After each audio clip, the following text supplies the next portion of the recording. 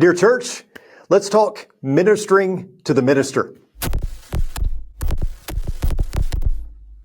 Hello and welcome to the Dear Church podcast. I'm your host, Chris McCurley, and I'm joined today by my friend, Mark Ray, Texas native, although I didn't know you when you were in Texas, but, Mark is now in Benton, Kentucky, the preaching minister there. I've gotten a chance to be at your congregation a couple of times, and wow, what a great church. Love the people there. Love Benton, beautiful area, and just really appreciate what you do there. I wanted to have you on for a few reasons, but one of them is I love your heart. I'm thankful that we're friends, and we like to highlight the good on the podcast, and you are certainly the good in the church, Mark. Well, thank you. I don't know all the time about that, but I appreciate that, man. And I appreciate what you're doing. I mean, this is a great ministry that you have going on. Well, thank you. And as our audience is going to figure out, you're not one to really put yourself out there on a podcast. You know, I wouldn't say you're introverted, but you definitely, no. This is not something you sought out. I think I had to convince you a little bit, right? Yeah, I would think so. I don't know if I'm super introverted, but yeah, that's true. That's true for sure. I'm glad you're stepping out a little bit to do this. You know, one of the things that really surprises me about you, Mark, is that we're the same age and you've got 9 grandchildren. Yeah. Tell us about that and tell us about your family. Absolutely. Well, I'm married to Rhonda. We've been married 6 years, and her husband passed away, and so she's got 3 boys. I'm divorced. I've got 2 boys. So that brings us to 5 boys total. And so the oldest one is he's in his mid-30s, and he's got 7 children. So wow, that gives me a lot of grandkids. And then one of her other sons has 2 children. And so I've got 5 boys. I've got 9 grandchildren so far. And so Christmas is interesting for us. That's for sure. I bet it is. I've got one, and she gets all the attention, and she's, we're super focused. I said if I'd have known how great they were, we would have had them first, Absolutely. Absolutely. I agree. Grandkids are so much fun. It's so much fun seeing the innocence. Now you know a little bit more what you're doing. You know, when the kids come through, right, you're just figuring out some of this stuff. And now you have a little better idea. That's for sure. Absolutely. Are they close or are they spread out? I mean, with that many, they've got to be pretty spread out, I would think. Oh, yeah. Let's see. They start at the age of 13. Alex, the oldest one. So you've got 13, you've got 11, and then you've got a 10, 7, 5, 3, 2, and then a newborn. And then Cole has almost a 2-year-old and a newborn. Wow. So they're pretty close, but it's good stuff when they're little. You know, it's a lot of fun. It really is. Yeah. So that keeps you busy, keeps the road hot when you go to see them for sure. Right. Yeah. And how long have you been at Benton? 13 years. 13 years. So went to Freed Hardeman. Yes. And Freed Hardeman, and got out of Freed, and I youth minister / preached at a congregation called West Main in Tupelo for 5 years. Okay. And then I was at Sywell Road down in Jackson, Mississippi for 10. And then I moved up here, and I've been here 13. Yeah. So, and the work there, I know is going great. And one of the things that really the main thing that I wanted us to talk about on the podcast is this journey for you, right, being a single minister at one point, yes, because this is an unconventional thing in that you went through a divorce. Yes. And I wouldn't say it's common in the church, but I've seen this play out many times where a minister gets divorced for whatever reason, right, and gets cut loose, or, the eldership or the congregation feels like, he's damaged goods and he can't serve the congregation effectively anymore. And maybe that's true in some cases, absolutely, but I don't think it's true across the board. Right. But I wanted to have you on because you had a very different experience with the church there in that they rallied around you, they loved on you, and you are still there now, happily married to Rhonda for 6 years. Yeah. So talk a little bit about, I know we want to protect some things, but talk a little bit about all of that and that story and how that all played out, if you don't mind. Sure. I was married for 20 years. And in my view, it was a good marriage. I thought life was good and everything else. And it wasn't. And of course, preachers' wives a lot of times go through different things and such. But she made a decision. She didn't want to be married to me any longer. And it was one of those things where, of course, large church, there's going to be a lot of drama when something like that happens. And a lot of the decisions that were made, it was a really big deal. Some of the decisions she made and some of the ways in which it happened. And so in my mind, growing up, I grew up in the kind of congregation, and maybe this is true a couple decades ago, maybe it's not so true now, where we usually had a new preacher every 3 years. If you were a preacher, you only needed 36 months worth of sermons because it's time to start somewhere else, Right. And so when that happened, I really expected, not only, my ministry here to be done, but I thought, man, I'm done as a preacher.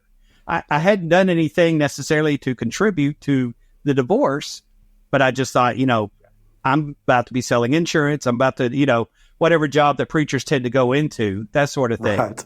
And so, I told the elders, they said, well, let's meet. And I was meeting with them, and we said prayer. And one of the elders said, Mark, we think this might be one of the best days of your life. And it's strange. And, yeah. And he said, not that we want you divorced, and not that we want any of this to happen to you, and especially not to your kids. But he said, this is going to allow you to be in a brotherhood and have a perspective that hardly anyone else has. Yeah. And they said, going through a divorce is so easy to sin. It's really easy through anger or whatever else to destroy your ministry. They said, you got to be really careful. And they said, but we want you to stay here. And we think it will bless not just us, but the brotherhood. Now, they may have had more ambition for me than I had for myself. But one of the things they did was really, like you said, rally around me. And they did a lot of things that helped me. One thing, of course, I didn't preach for 3 months, but they asked different brethren to take me out to eat, to just listen to me talk. And that was one of the big things. They were always there for my kids. They helped a lot with that. And so in a lot of ways, it was amazing how much they took care of me, because a lot of churches, when something embarrassing like that happens, it's easier just to cut ties and be excited about the next guy who comes in, and you just kind of forget about the old guy, or you just, put that in your memory. Right. And so it was a big deal for me. Absolutely. I would imagine that you had to walk away from that meeting kind of breathing and exhaling and saying, you know what, as tough as this is, at least this part is going to be okay and I'm going to make it. Am I right? Oh, absolutely. You go through your mindset, and it's a weird mindset. Hey, I've got two bachelor's degrees, 2 master's degrees, 22 years of work, and poof, all that's gone. And you're just like, oh man, my whole life I've wanted to be here. And this is all I've ever wanted to do. And then you're done. And, of course, everybody talks about shortages in the brotherhood of preachers. There's not that many preachers. And I think it's helped me. Well, first of all, there's one more brother in the brotherhood, I guess you would say, as far as the preachers go. But also, man, I have such a different perspective when I'm talking to people who are divorced, when I'm talking to people who are struggling through their marriages, and especially when I'm talking to kids whose parents are divorced. Yeah. In the church, I don't think we expect it, but we think that everybody is coming from first marriage, 2 kids. That's what our sermons are wrapped around. That's what we're always pushing for and talking about. And when there's an issue that happens, a lot of times we don't know how to relate. When a single mother comes in, and when a single father comes in, and we're talking about Mother's Day, or a single mother comes in, we're talking about, the different things. A lot of our church activities are not geared towards those people who have mixed families or blended families and that sort of thing. I think we tend to focus on the ideal, which is not bad. Right. And I've said it before, Jesus always took things back to the ideal, but he also stooped down to deal with the real. Right. And certainly you were in that position where, I wanted the ideal. The ideal didn't happen. Now we've got to deal with what's real. And tell us a little bit about once you met with those elders, you walked away from that meeting, you felt like, okay, it's going to be tough, but I can handle this. What transpired, both challenges and blessings from that point forward? I think what your challenges are, first of all, not anyone who's gone through a divorce or even a death of a spouse. See, it's a unique perspective in our family because my wife, my current wife, her husband passed away from cancer. Yeah. And so on one side, you had the death of a spouse. On the other side, you had divorce. And both of those, you're single parents, but both of them are very different perspectives of what you're working with. But as far as challenges, being a single father, you're the one who's cooking every night. You're the one who is taking everybody to the ball games, and you're the one who is helping with homework. And, it's a little bit different than when you had the team thing going on. I had a son who ran cross country, and so you'd leave Friday night, you'd go all day, Saturday, running to cross country, cheering them on. You'll be back Sunday and you got to be ready to preach. There's some of that goes with being a single. Another thing is self-examination. You've got to look at your life and, see who you are, what you're doing. One thing we don't discuss, I think from the right perspective or an experienced perspective in the church is forgiveness. Yeah. And what I mean by that, of course, Matthew 18 to Matthew 6 talks about how God forgives you in the same way you forgive other people. But forgiveness, when you've been wrong to that extent, a lot of times takes some time for you to honestly work through and honestly know, okay, I love this person, but I need to stay away from this person in order to stay safe, and figuring out what that forgiveness looks like as far as how you treat somebody who's wronged you. And do you let them back in your life? And what does that mean? Loving, liking, there's a lot of deeper stuff there. And sometimes in the church, we're kind of glib to say, well, Jesus just forgave people on the cross. And automatically, you just say, well, they're forgiven. A lot of times it takes some time to work through that sort of thing. Those are some of the challenges. Yeah, that's a process that I'm sure is not easy. And I've said this before, but we often think that the minister is kind of above the fray. He's got life kind of worked out, and he's kind of the pinnacle of where everybody needs to be, and that's why he's the minister. When we're dealing with the same everyday junk, maybe different junk, but we're still dealing with everyday junk as well. Absolutely. And when it starts hitting our marriages or where there's an addiction or something like that, then it just shocks us to the core, which I understand. But at the same time, who's going to minister to the minister? And that's what you face that. You face that lonely, kind of moment where you're like, I don't know if I'm going to be accepted, if I'm going to be pushed out. And so talk some about the blessings that you've dealt with. You've already mentioned a few, but some of the blessings that have helped you. Yeah, it opened my eyes. You talk about not a lot of preachers go through this. As soon as I went through this, it's almost like you have an underwater camera and you see a pond, and then once you get under the water, suddenly you see all these fish there. Once you go through that, there's a lot of preachers have been through this, and I'm not going to name them all, but I'm at a half a dozen of them who have been through something similar, which of course nobody advertises, hey, I'm the divorced preacher.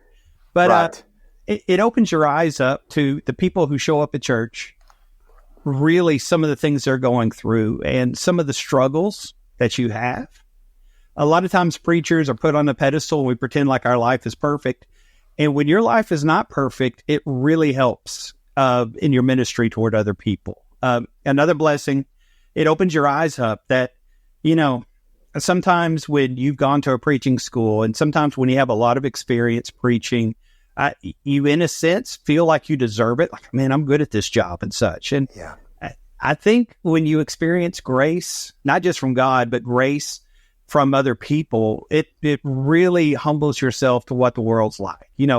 Romans 5:8, even while we're sinners, 1 Timothy 1:15, Paul calls himself the chief of sinners. I think it opens your eyes up that here I am by the grace of God. Maybe the biggest blessing, and usually we don't see this because we don't have perspective yet. But like with me, I see the movement of God in my life. I'm going through life and I think it's pretty good. And God decides, okay, you're going in a different direction. And that's not because, maybe he didn't will it, but he's worked through it. And, was it Genesis chapter 50, verse 20, where Joseph's talking to his brothers? And he says, you meant these things that happened to me, Potiphar's house, being sold into slavery, jail. Those things were meant as evil things, but God has made them to be good things. Yeah. And it's given me an opportunity to have a bigger family, of course, opportunity to be in a happy marriage, an opportunity to have a ministry here. And, God's writing our story. And there's sometimes where you don't see it, but it happens. And for me, it's an opportunity to actually see it a little bit better. Yeah. Has it caused you to put more of an emphasis on, or maybe reaching out more, not that you didn't before, but to those who are in a similar situation? Yeah. What can we do based on your experience as the church to help those who have gone through divorce? Even, we often preface this discussion, or we often, sad to say, we often determine how we're going to approach it and how we're going to help based on, who's the victim and who's right. and who's the perpetrator. I've always said, I don't care which one is which. Even the most heinous sinner needs the church, right? And needs God, needs a relationship. But we tend to trim the fat, and we focus on the victim. We push the perpetrator aside. You work with your whole Matthew 19:9, innocent, guilty party, and those things. Both sides, regardless of what they did, have a soul. Yes, both absolutely. Jesus. And Jesus is talking to the lady there in John 4. Jesus is talking to the lady there in John 8. The woman at the well and the woman caught in adultery. And he reaches out to both of them. Tells the lady in adultery, don't sin anymore. And I think as a church, a lot of people have these divorce recovery classes, and those are good. They're difficult sometimes to put on because usually the person teaching it has not experienced that. Yeah. For me, the best thing that happened was people would just take me out to eat and let me just talk to them. And maybe being a preacher, I can talk forever. Who knows? But I know some of those dark nights, I had a friend named Darren, and he would just pick me up and live right next to Land Between the Lakes. I mean, we'd drive 2 hours, and he would just listen to me just unload. And boy, I would hate to hear some of the things I said because, your mind's all jumbled up. But a couple years ago, we had a school shooting here in Marshall County. And after that school shooting, we had a lot of counselors, I think 6 of them here at the building, and we brought in a lot of the kids who had been through that. And one thing the counselors would talk about was, and, PTSD is like an actual diagnosis, but they would say one of the things that keeps you from that or helps you is being able to talk about your experience.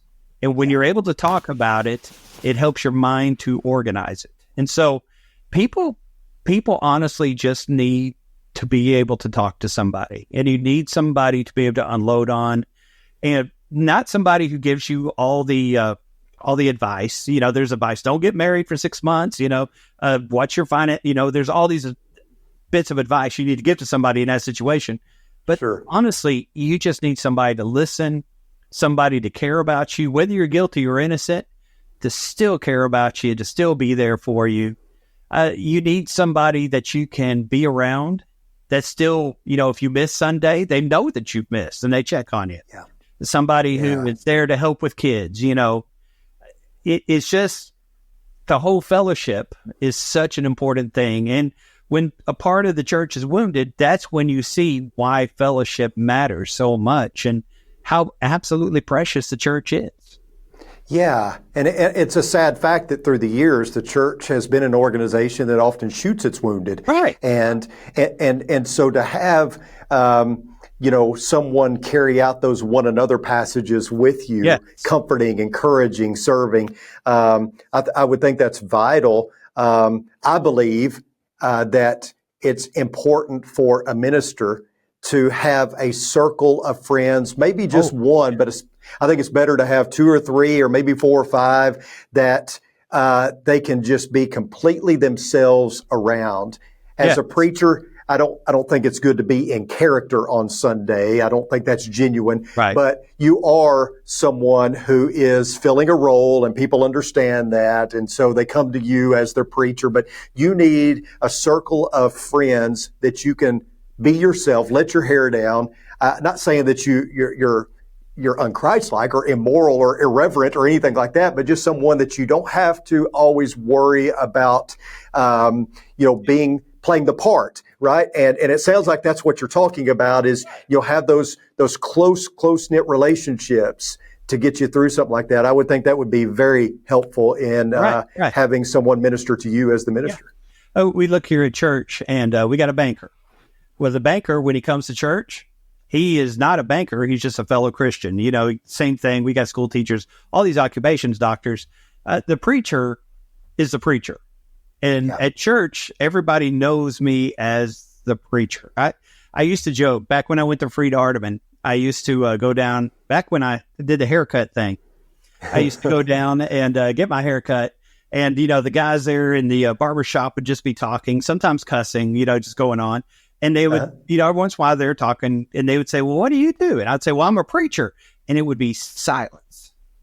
And that whole barbershop would be really quiet because they'd think, oh, man, a preacher's different than, I guess any other occupation. Well, as a preacher, you need another preacher or somebody who's far away. You need somebody when you struggle, when you sin, when you need to confess, when you need, when you're having trouble. Yes, the church is there for you, but it's really good to have somebody that you can be yourself around and not think, well, okay, I'm putting bad things on the church for having these feelings or bad things. And, who fills that role? You got to be careful with your spouse, because if you come home every day with a preacher's wife and you say, I'm aggravated at this deacon, or I'm mad at this elder, or I think this is wrong.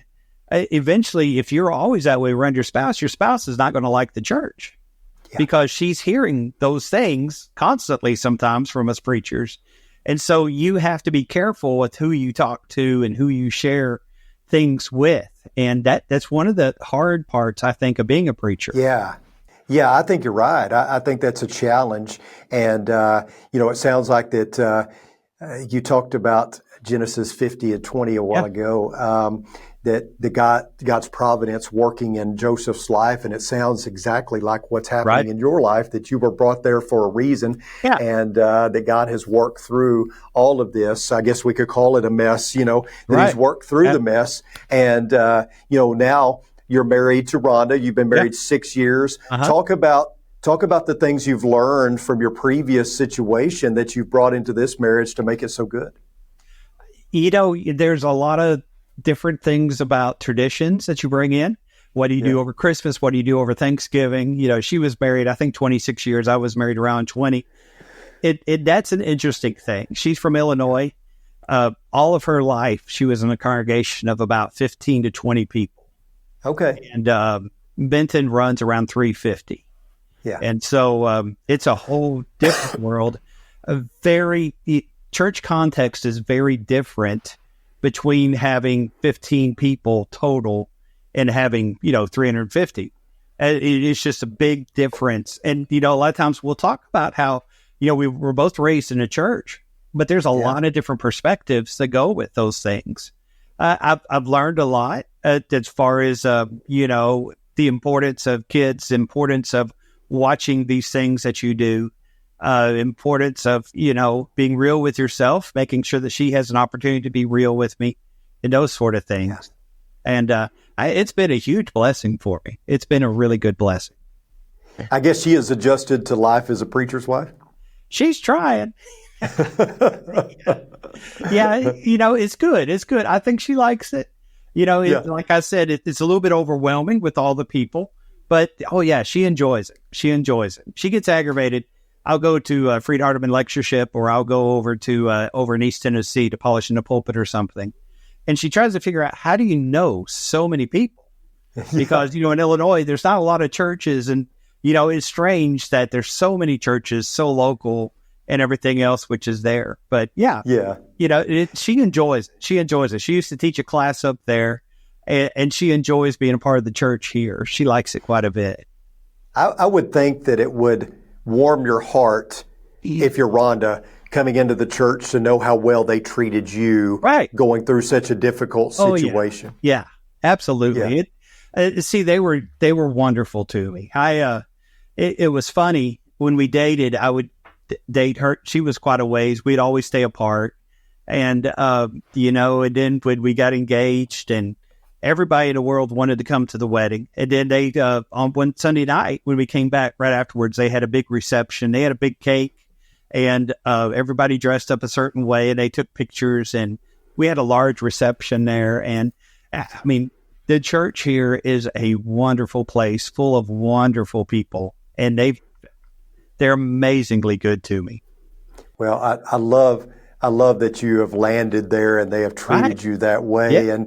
And this is a whole nother podcast episode that we're gonna do in the future. But I see on social media, I hear talk all the time about what's wrong with the church. Right. But I see so many things that are right with the church, so much more than are wrong with the church. Yes. And in my travels and just talking with people, talking to folks like you, and that's why I wanted to have you on today, is to highlight that, because we do tend to trend negative sometimes. Absolutely. Because we just want what's best, and we want to help the church be better, but there's so much good that's going on. And I'm glad that we got to highlight today you and your experience. Full of good people. Absolutely. Absolutely.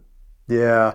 Mark, thank you for coming on today. I really appreciate it. Thank you for having me. I appreciate it. And I want to thank our audience for tuning in today as well, and let you know that if you have a question about today's episode, you can email me at chris.mccurley@rippleoflight.com. And if you have a specific question for Mark, we can forward it to him, and I'm sure he would be willing to answer any question that you might have. Mark, good luck to you. Hey, blessings to you going forward. Thank you. Yeah. Tell Rhonda we said hello, and I will. We just appreciate you so much taking time to be with us. Thank you. Thank you. It's good to see you. You too. And thank you all for tuning in. Until next time, may the Lord bless you and keep you. Sincerely, Chris.